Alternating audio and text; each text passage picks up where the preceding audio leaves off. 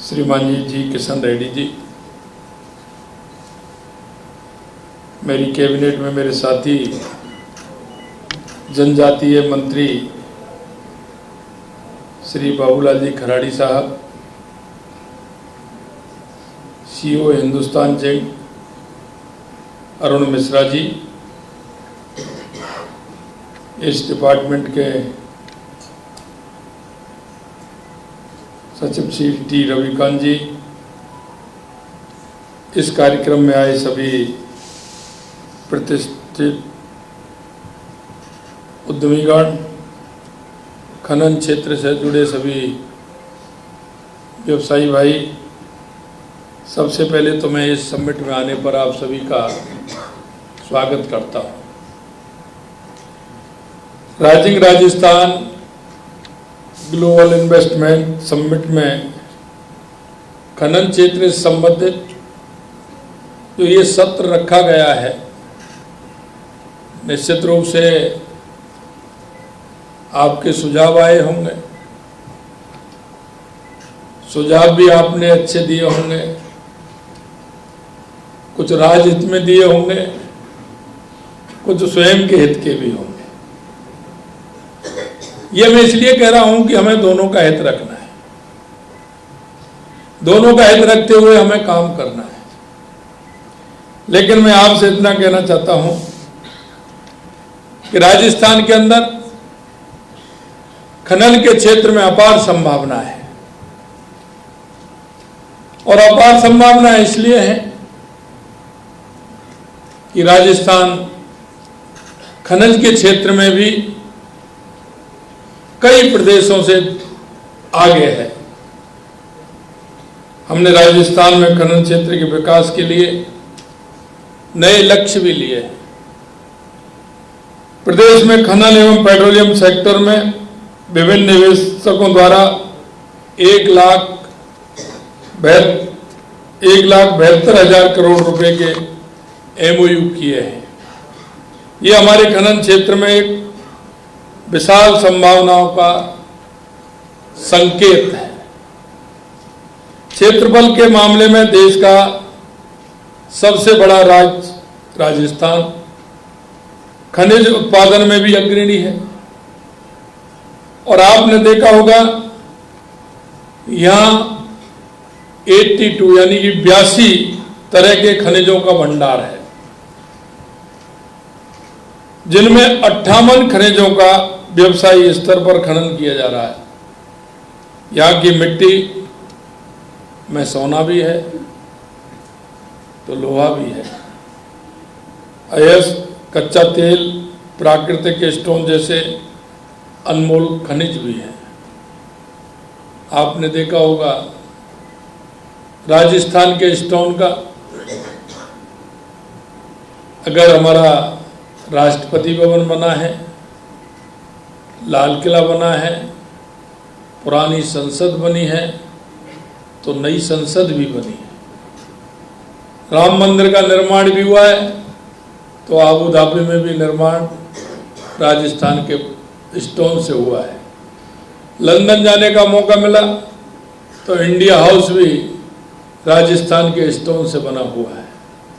हमारी ये पहचान, ये अद्भुत पहचान है, क्योंकि राजस्थान में यहाँ सभी तरह के स्टोन मिलते हैं। प्राकृतिक स्टोन जैसे अनमोल खनिजों से हमारी धरती भरी हुई है। हमारा खनन क्षेत्र में वर्तमान में करीब 35 लाख लोगों को प्रत्यक्ष अप्रत्यक्ष रूप से रोजगार प्रदान करने का काम भी कर रहा है।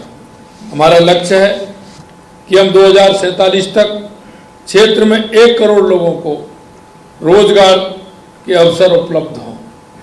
राजस्थान के मार्बल, ग्रेनाइट और अन्य भवन निर्माण सामग्री की पूरी दुनिया में मांग है।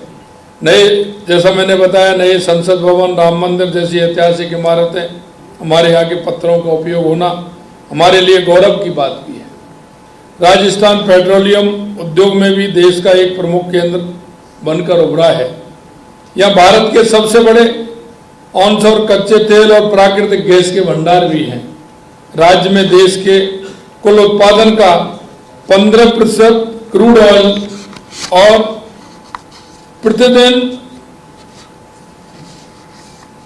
3.3 मिलियन घन मीटर प्राकृतिक गैस का उत्पादन हो रहा है।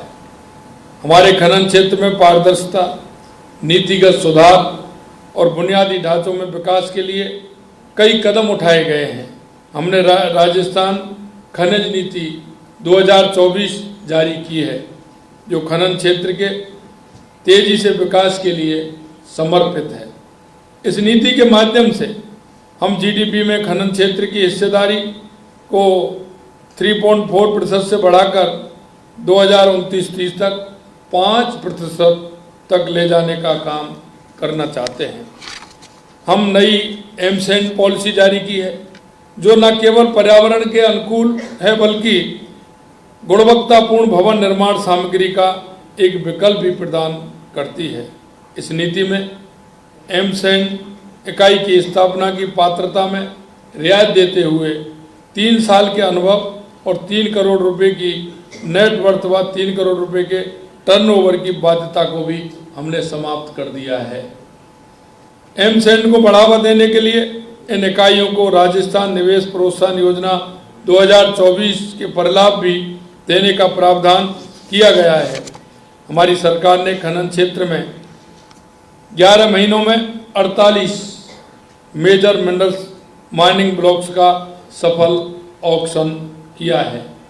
मैं आप सभी से अनुरोध करता हूं कि राजस्थान के खनन क्षेत्र में निवेश करें, क्योंकि यहाँ न केवल इस क्षेत्र की अपार संभावना है, बल्कि आपका निवेश आपको लाभ के साथ साथ सामाजिक और आर्थिक विकास में भी सहयोगी बनाएगा।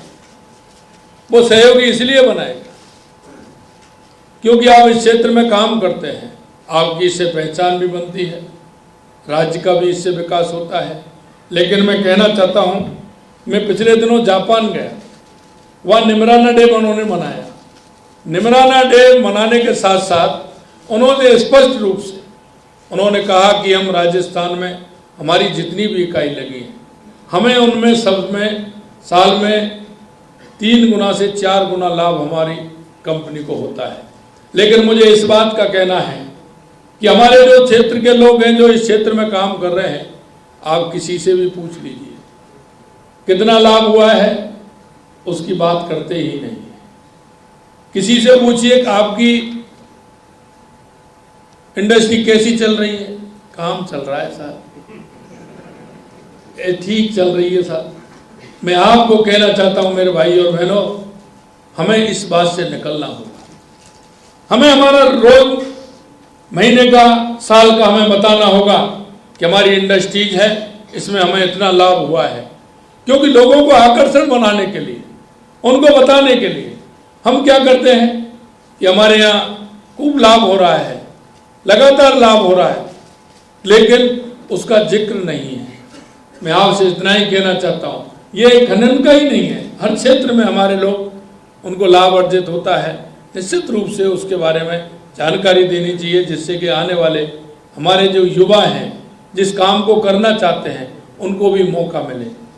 लेकिन होता क्या है कि जब हम काम करते हैं तो हम ये कहते हैं कि हमारा लाभ अर्जन का काम कितना है।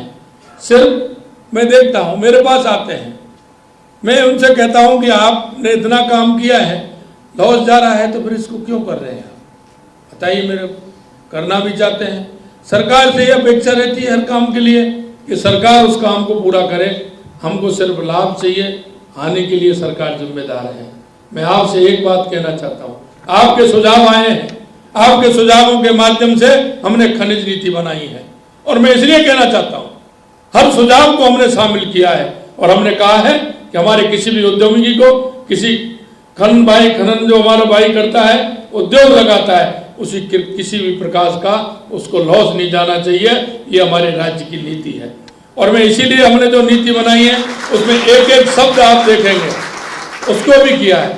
हम इसको सरलता भी करना चाह रहे हैं कि किसी भाई को ज़्यादा दिक्कत उसमें नहीं हो, किसी तरह की परेशानी नहीं हो, उसको कई स्थानों पर जाना नहीं पड़े।